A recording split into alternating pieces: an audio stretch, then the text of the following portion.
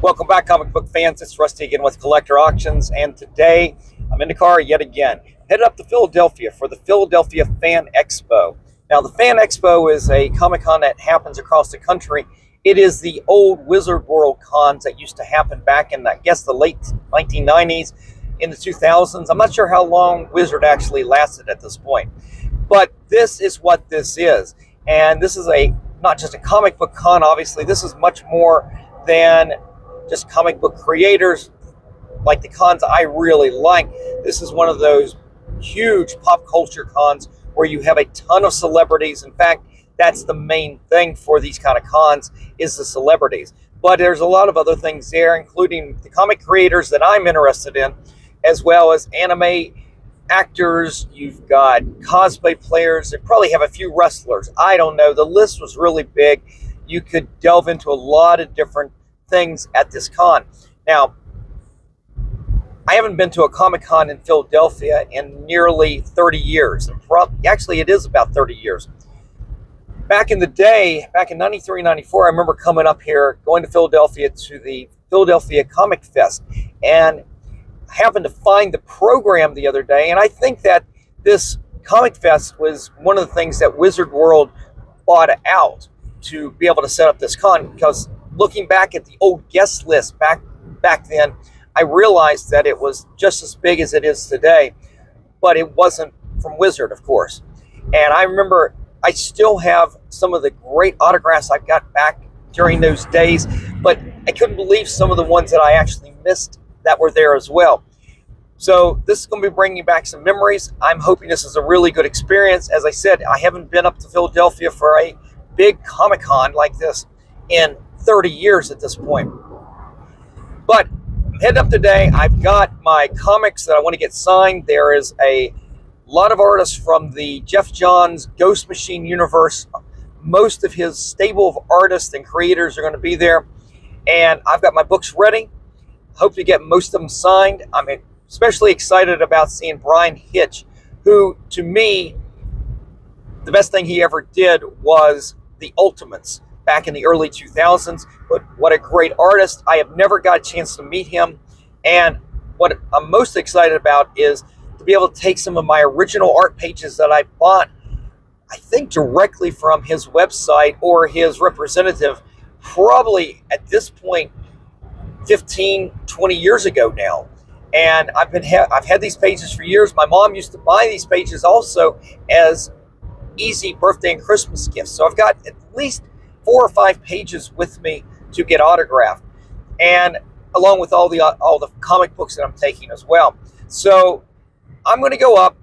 I've only got this one day on this Saturday to enjoy this, and I'm driving up from Baltimore, so I'm going to get there probably a little bit, with luck, in a little bit before the show begins. But as I said, I haven't been there, so it's been a while since I've even been in Philadelphia. So I'm hoping that parking, everything else will go smooth. I got parking that's supposed to be right there at the convention center. So I'm hoping all of this goes smooth and I get in there and get the autographs I want. I do not want to maybe have to come back a second day for this. I could, but it would require obviously traveling back. It's unbelievable how expensive hotels are, even when you get outside of the city limits here in Philadelphia. So we're going to try to make the most of the day, get the autographs you want. If I do any filming, I will do as much as I can so I can show off what this con is like. I know that there are I don't know how many dealers are going to be there, but I know that Capture Collectibles, one of the CDC authenticators, or facilitators, I should say, is going to be there. I know they're probably representing either some of the comic creators or they're representing some of the actors in some capacity. I'm looking forward to talking to them about some of their future upcoming events. So we're going to try to squeeze a lot into this one day. So sit back, enjoy the footage, and I'll be back, and hopefully I'll have a lot of things to show off to you. So take care, and I'll be right back.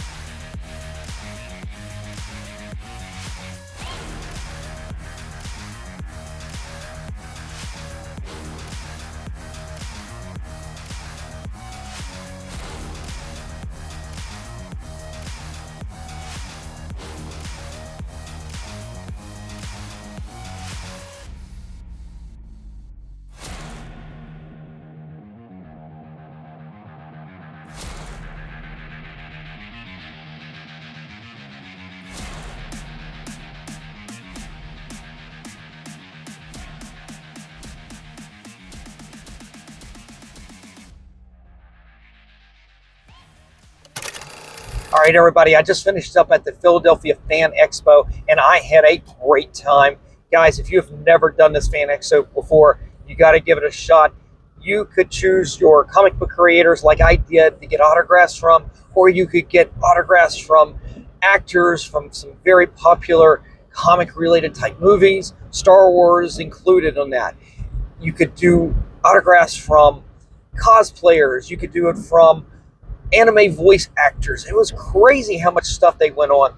And the big takeaway I have from this is, as much as we love our comic books, it really goes to show you that in the scheme of things overall in pop culture, comic books are a real small percentage of what's popular out there, because honestly, all the lines for some of these voice actors from some of these really popular anime shows, they had longer lines than any comic book artist did at all. And that was good for me. I was able to get through quickly all the artists and creators that I wanted. But it really goes to show you that anime is really, really popular. And comic books are just not. It's not a, anime is a worldwide thing. It's not, comic books not necessarily. But we're going off topic a little bit, but I'm just telling you guys, I had a great time. It was super crowded here on this Saturday that I went to it. And the reason I went on Saturday, I knew it would be really crowded because I know these are really popular. I did it because just in case I couldn't get all the comic book artists that I wanted, it left me Sunday as an option to come back if I really wanted to. Now, as I said, luckily for me, I was able to get everybody except for one creator within the first 2 hours. And then it took me a couple hours more to get that last person, only because they went to lunch and then they did a big panel discussion. So it took a while for them to get back to the table. But in the meantime, it gave me a chance to shoot all the footage that I just showed you. And man, there was tons of stuff. There was only a few comic book dealers, and I'll talk about them in a second.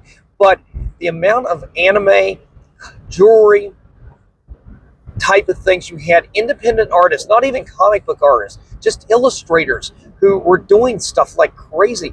And they had prints, they had stickers, there were craftsmen doing tons of jewelry.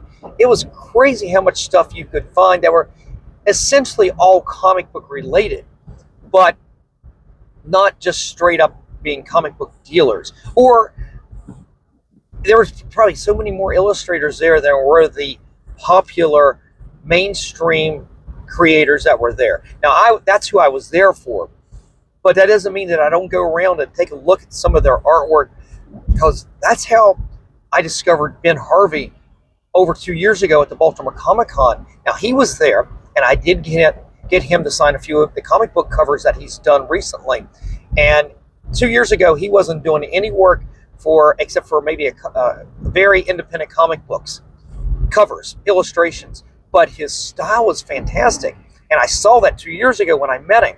But in the time since, he started doing things for Boom Studios. And then eventually now he's been doing stuff for Marvel. I mean, he's doing covers, variant covers for Marvel. He did the main cover for the Century miniseries that was here months ago at this point. But he did every cover for that. Beautiful X-Men 97 Unknown Comics cover of Rogue and Gambit. Or maybe, actually, that's the Fall of the House of X, I think. The X-Men 97 was the Rogue cover that had just come out.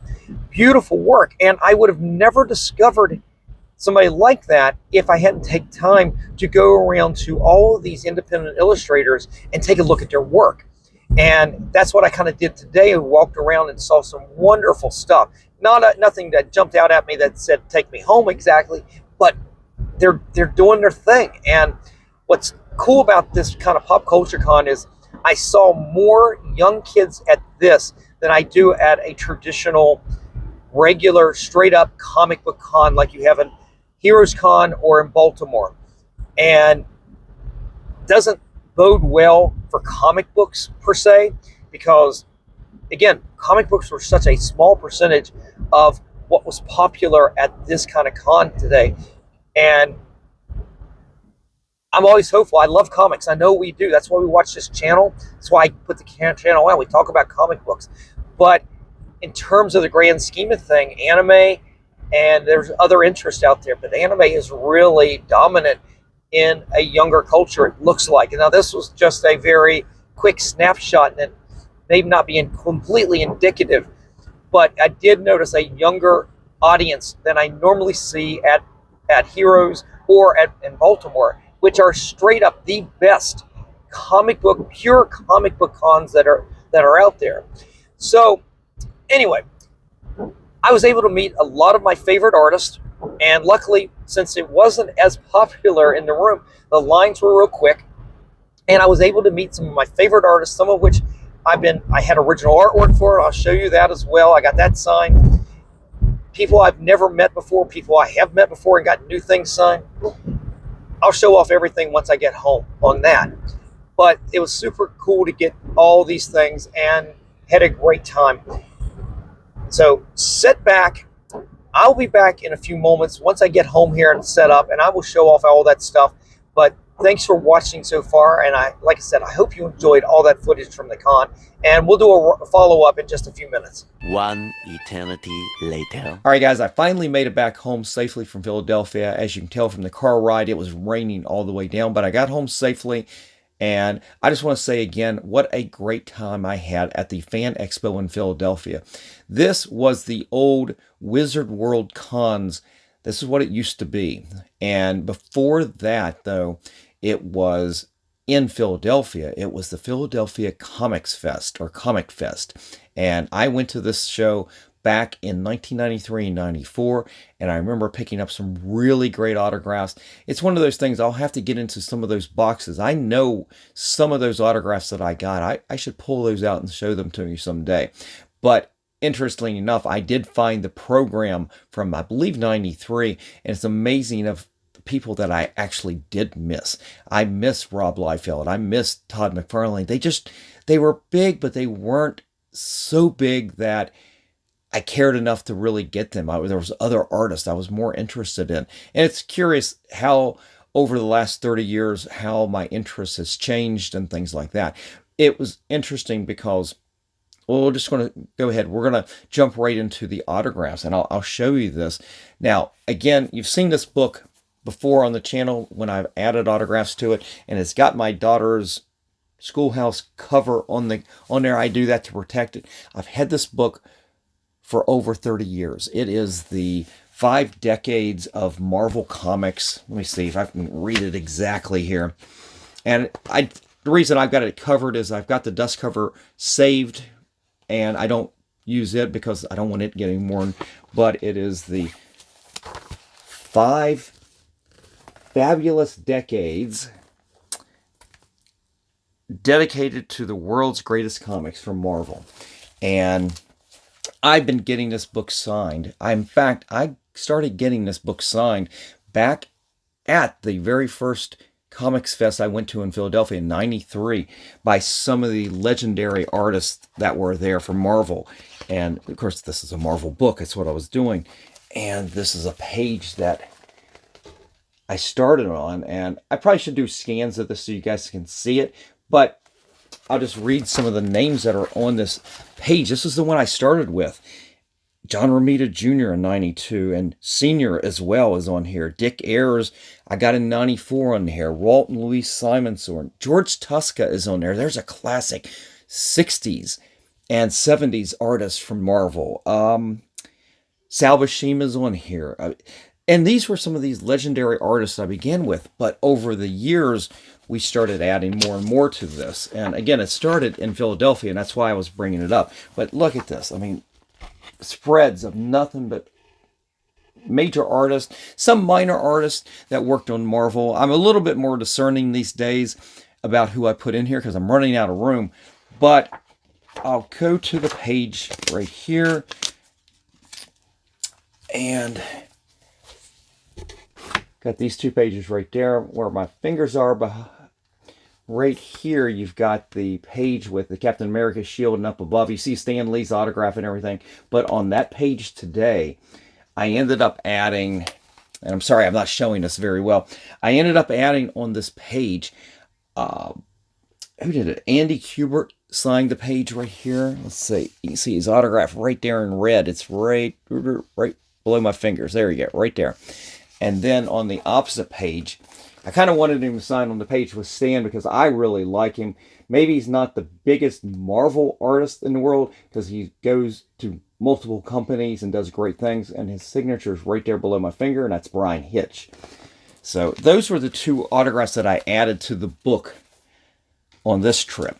And the book's been a good friend. It has some wear. It's one of those things that I may have to get it repaired at some point. The spine has pulled away from the book a little bit, or the cover is pulled away from the spine. I'm gonna have to get that thing fixed someday. It's a really nice keepsake. I don't know what something like that would be worth. I mean, I've got, I mean, I must have, I mean, saying I've got 100, maybe 150 autographs in there. I don't know, including Stan Lee, Neil Adams, people like that, people who've died. I mean, there's so many people in there has passed away already at this point. But when I was getting ready to do the video, I was going to break it down into each creator that I got signed today, and I realized it's a hodgepodge of things. And I figured I would just start with the book because we were talking about the Comics Fest from 93 and 94, and that now being the Fan Expo here in Philly. And that's the reason I brought that up. Before we get into the other autographs, though, I do want to talk a little bit about what else was there at the show besides all the voice actors, the main actors. You had tattoo artists that were there. They were spotlighted all kinds of different things. But one of the things that I was more interested in outside of the creators, comic book creators themselves, was there were about 5 to 7 true comic book dealers there. They were all bundled together in one little space, and it was really tight. It was hard to get through there and really look at anything. But what's interesting, here we are up in Philadelphia, and of those 5 to 7, 2 of them are local Maryland dealers that I don't know if they're set up exclusively in Maryland, but I see them down there all the time. And it's always good to see those guys. And then there was the third dealer that's out of New York. I believe it was Absolute Comics. I see them at the Baltimore Comic Con all the time as well. And overall, generally, though, the dealers had some really good books, but I'm going to tell you the prices were, in a lot of cases, really outrageous. For example, one dealer had, and it's just as an example of it, for Spider-Man 294, and that's the one I always look for that book because I'm still looking for a raw version of that book to get as a 9.8. I bought it 9.8, but I'm looking to get a raw version that I can get graded myself at some point. And I found that book at this one dealer, and they had an $80 price tag on it, and it had a nasty spine tick on there. That book couldn't have graded out more than a VF, maybe a near mint minus at the most. It's not even good. It may not even get to a 9.4, 9.2 if you get it graded. It was that nasty of a spine tick. And I'm going, that's a crazy price for that. Generally, for a really super clean copy with maybe a minor defect, you might pay $50 at the outmost, but $80. And even though they had a 30% discount on things, it wasn't on everything. There were still some things you could find some deals and everything. And we'll get to the comics I picked up from this one particular dealer in this case as well. But I just kind of want to mention that before we get back to the comic books. The other thing that was really cool that I saw today was, while I was at the Ghost Machine table waiting for some of the artists to come back from break, was Skeff from YouTube, Skeff's Comic Book Knowledge. You guys may have known him from YouTube and his really cool videos he did. He was such a new person in the comic book collecting hobby, but he brings this really great enthusiasm. He's got that little bit of pizzazz that really makes somebody like that stand out. And these days you can see him on Whatnot, and he was at the middle of, I think it was 2 years ago at C2E2. He was in the middle of some of the some of the things that were going on with the Comicsgate, the acetate cover. I don't know the whole story on that, but I know he was involved in some of those things, like he was getting all kinds of extra copies when the public couldn't. I don't want to go into the details because I don't remember them exactly, but it was really cool to see somebody that kind of inspired me to jump onto YouTube and start doing my own channel. Now, interestingly enough, he didn't. I went back just to double check his channel, and he hasn't put out a video in over a year, maybe a little bit longer. So, but I do still see him and I follow him and whatnot. So guys, give him a follow on there. You can check out and see what I'm talking about if you don't know who I'm familiar, if you're familiar with him or not. But what are we here for? We're here for the show and tell, more than just that first book right there. And again, what we're going to do is we're going to break it down. I'm just going to go by through books, and we're going to go to some of the individual artists first, and then we're going to go into the Ghost Machine books, because there's so many Ghost Machine books, and there's different creators who paired up and did different things. Like, for example, Brian Hitch only did certain books. He did Red Coat, but he's also on some of the other books as well, but not all of them are on the same book. So what I'm going to do is I'm just going to go through the books, and we'll go through who signed what and everything. But on some of these, we'll start with individual artists on their own right. Let's start with, we'll start with one of the other big names that wasn't part of the Ghost Machine universe, and that was Andy Kubert. And you guys may know, obviously, probably his most famous book he ever did was, and he's done some really great books, but the first appearance of Gambit in X-Men 266. And there's a host of other issues that he's really famous for, including the first appearances of in Batman of Damian Wayne, things like that. So got some things signed, and we'll go through it here. So speaking of Damian Wayne, first cameo in 655. And look at that beautiful white signature. It pops right on there, doesn't it? And I went for the trifecta on this. I did 656, his first appearance. It's also in white. And his first cover appearance, the next issue, 657, and he did it in red, up there in the white, and that also pops. And then as far as X-Men books go, I didn't bring a 266 to get signed, but I did bring one of his probably one of his most famous covers, and it's especially hot right now considering the new X-Men 97 show is going on, and having that episode a couple of weeks ago with Gambit and what happened to him, and it's the focus on Rogue on that show, and that is this classic issue number 24. That beautiful cover right there. He said that he signs more of this book than just about anything else he signs. Even that 266 first appearance of Gambit signs, I think he was saying basically he signs more of this than anything else. And you can see his signature right up there. And I continued with a little bit more X-Men, some really good girl art. Would you call this good girl? But you know what I'm saying. X-Men 32, this classic Psylocke cover right there. And you can't go wrong with a beautiful Jean Grey cover on issue 28. And where did he sign on here? This one's in red. It doesn't pop quite as much. But that's what I got from Andy Kubert. Couldn't be happier with these. These are some really good books, including the signature in the Marvel book. What's interesting about that Marvel book is he was in Baltimore with his brother Adam and their father Joe. It had to have been 20 years ago at this point at the Baltimore Comic-Con. And they were probably there for something for Joe, because Joe wasn't appearing at the show, but he was at the con.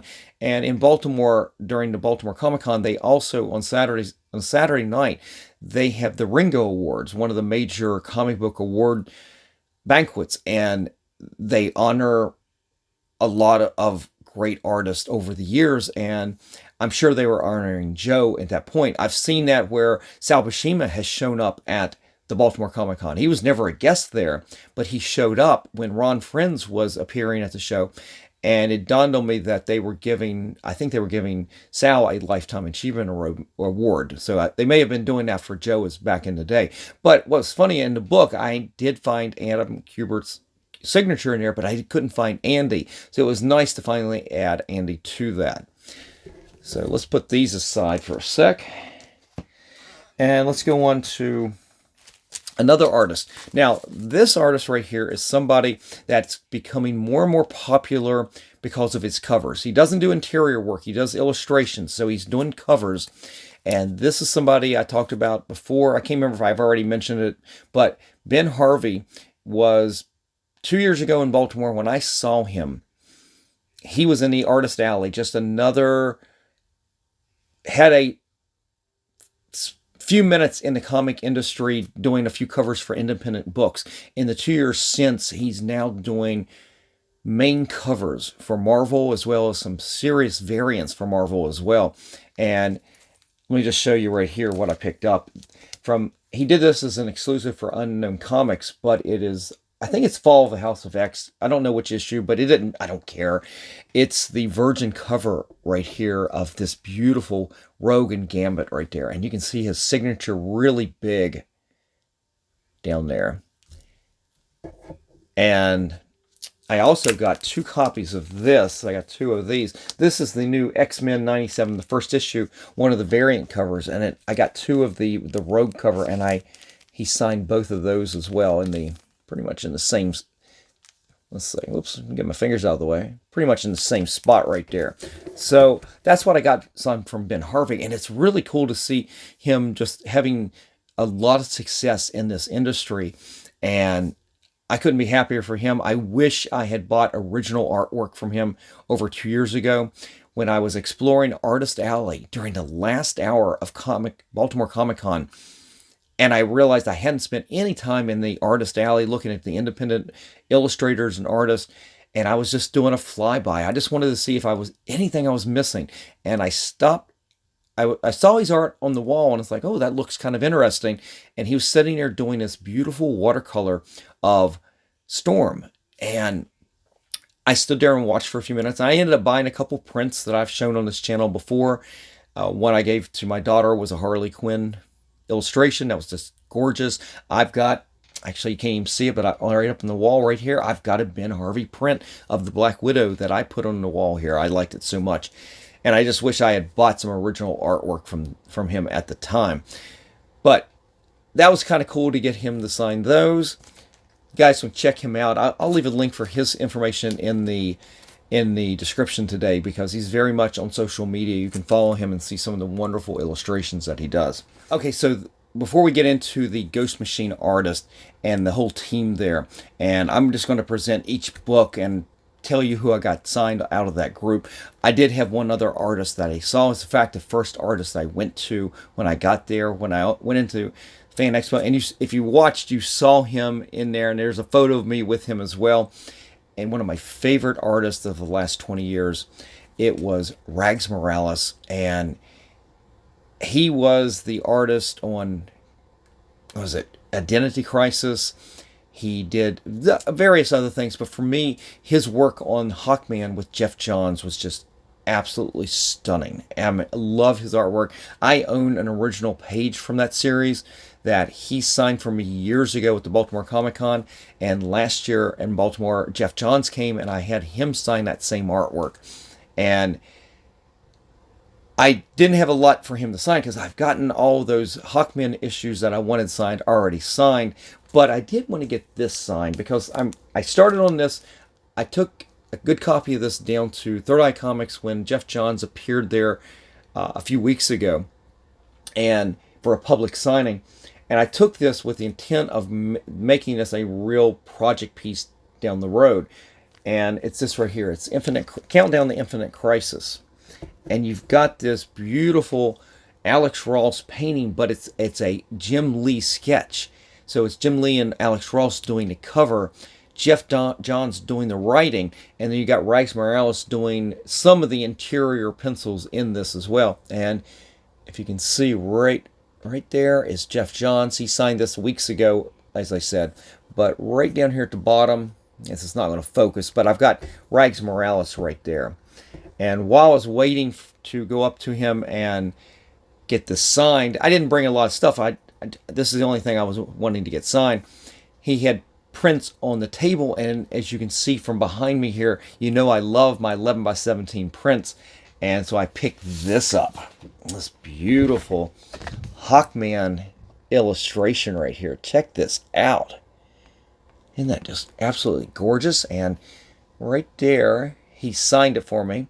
And then I went over to the Ghost Machine table, and again, I gotten Jeff Johns a few weeks ago, but I didn't need anything in any of the Ghost Machine books signed by him, thankfully, because his autographs are $30 a piece. I'm glad that the only one I ended up getting for Jeff Johns was this one right here, and he put it right down here. So I've got a double signed print there of Hawkman.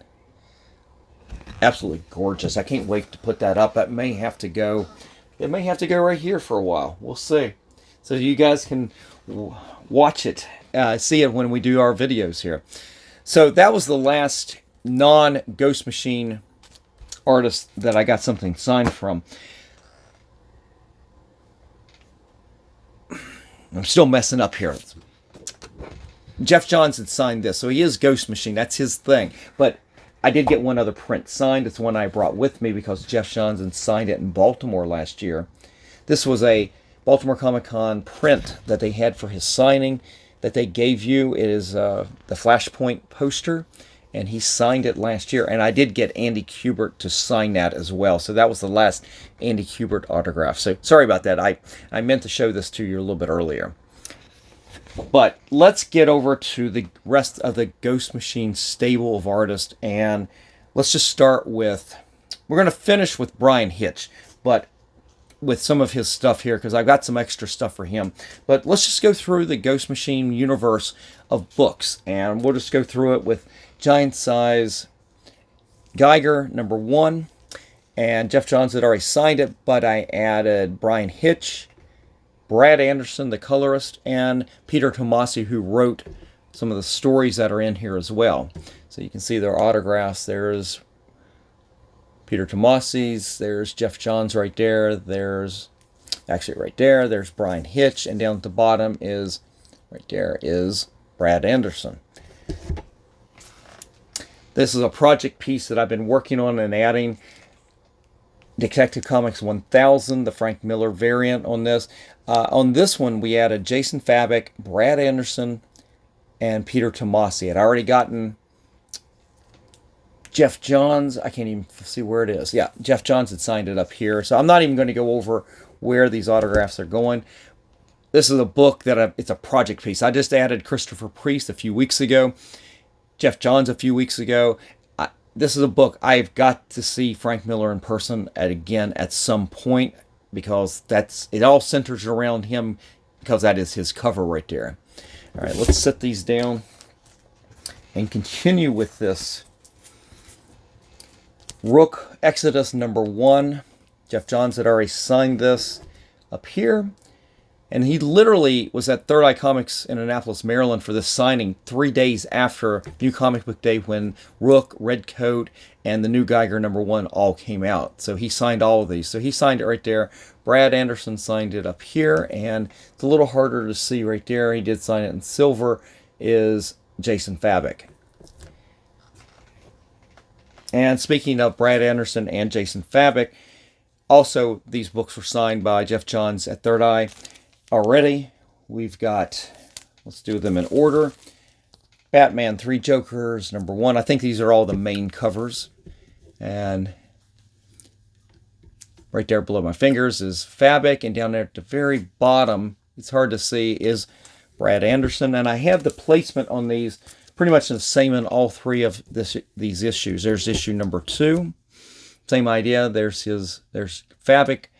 There's Johns down right there, and then down here at the bottom is Brad Anderson, and the same thing for issue #3. So I've got the set of them. I believe these are all the main covers for this, all signed by the main creative team that was there. The one person that was there that I did not get on here was the letterer. I just didn't do it, to be honest.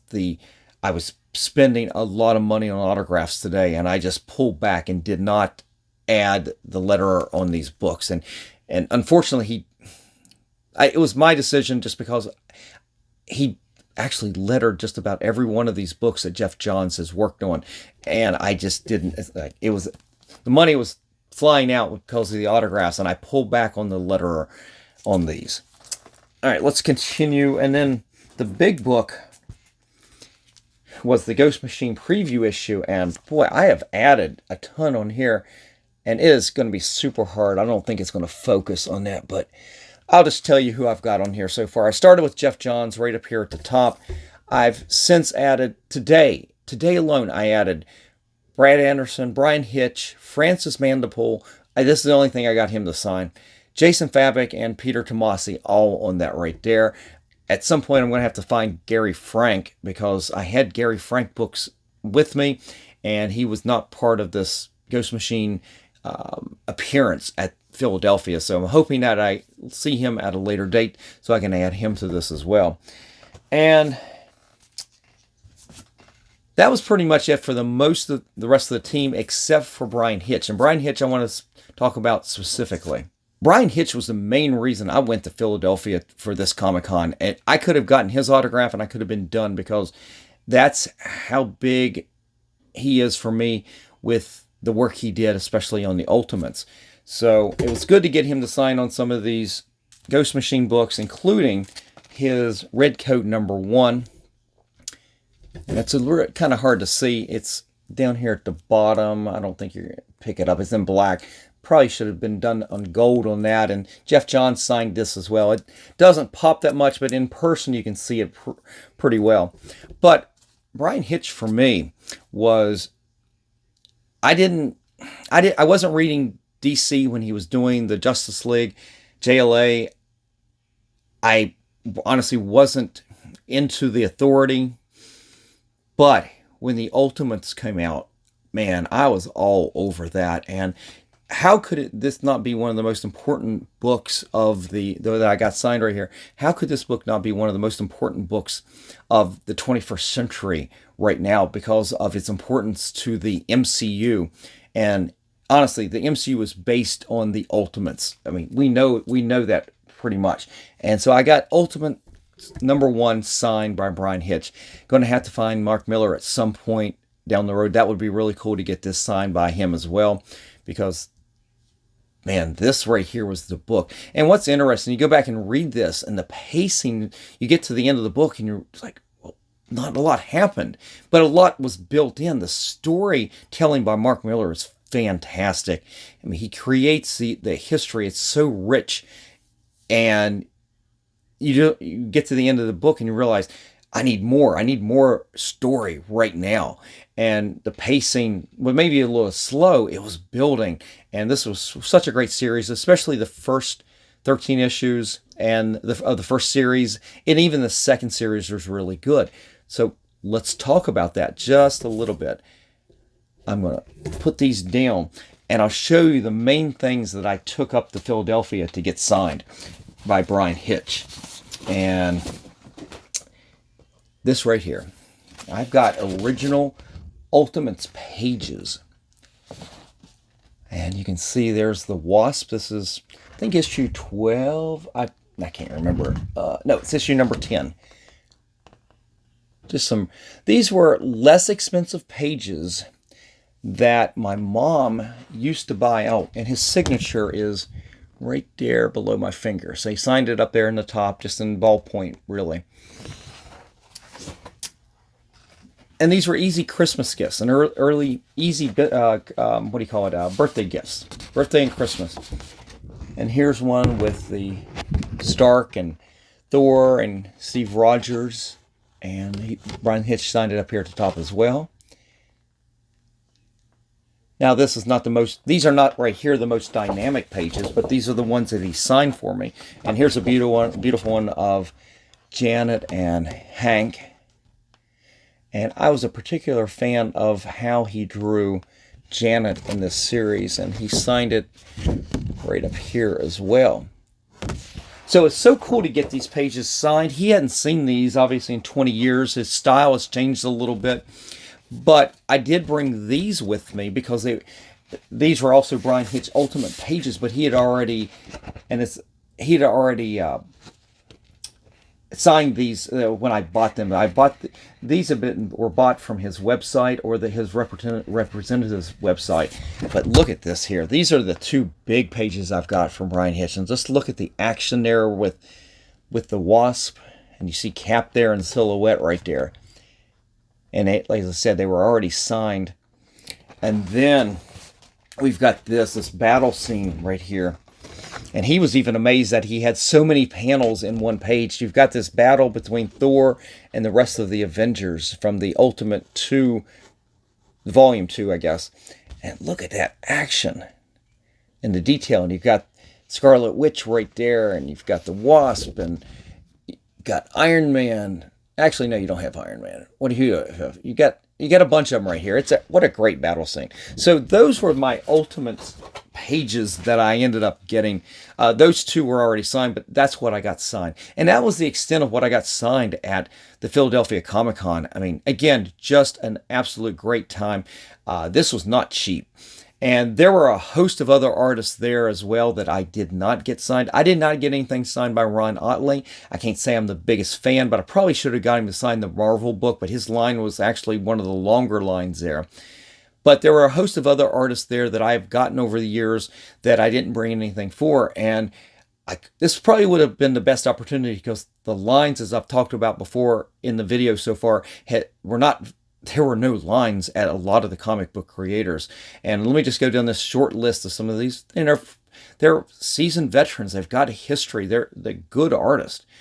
Just not at this kind of con. I think they do much better at a regular straight up comic book con. But Frank Cho was there. He was actually doing pretty good. He always has some great prints.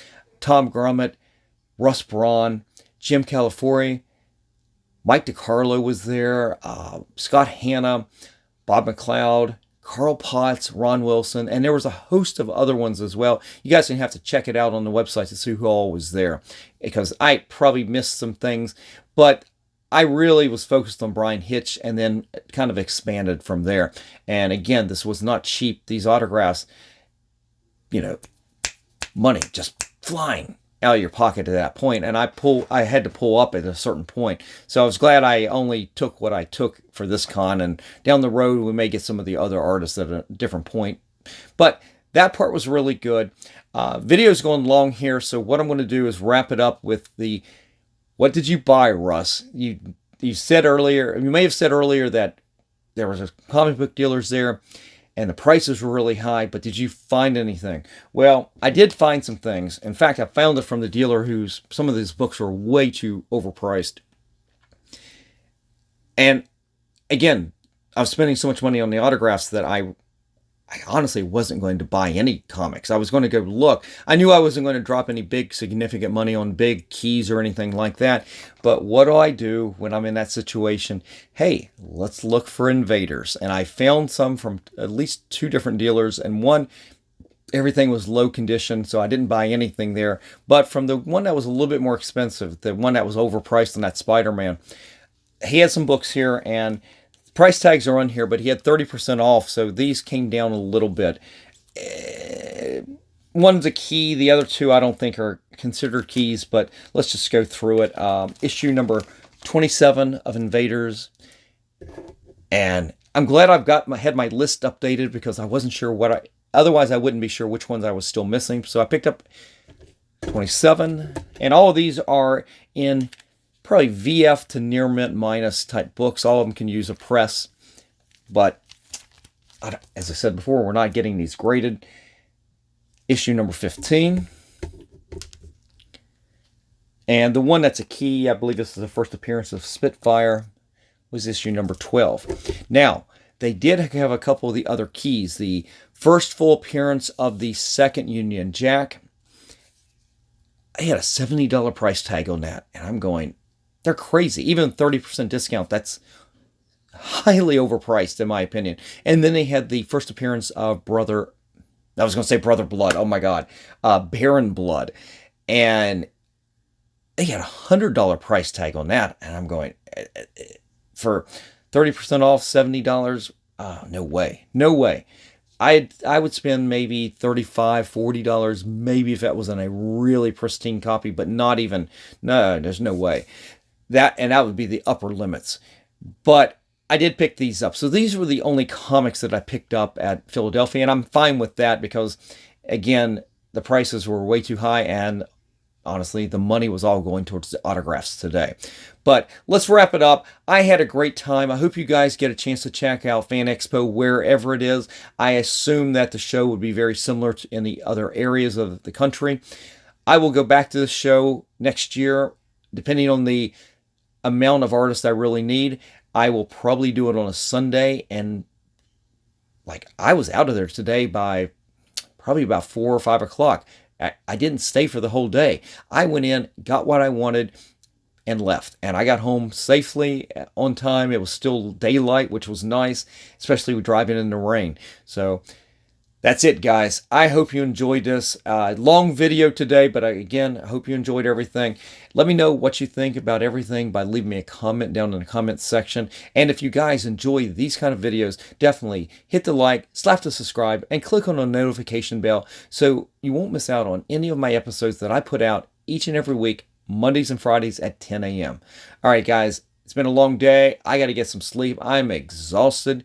You guys have a great day. I will see you for the next episode. Just remember, every comic has a story.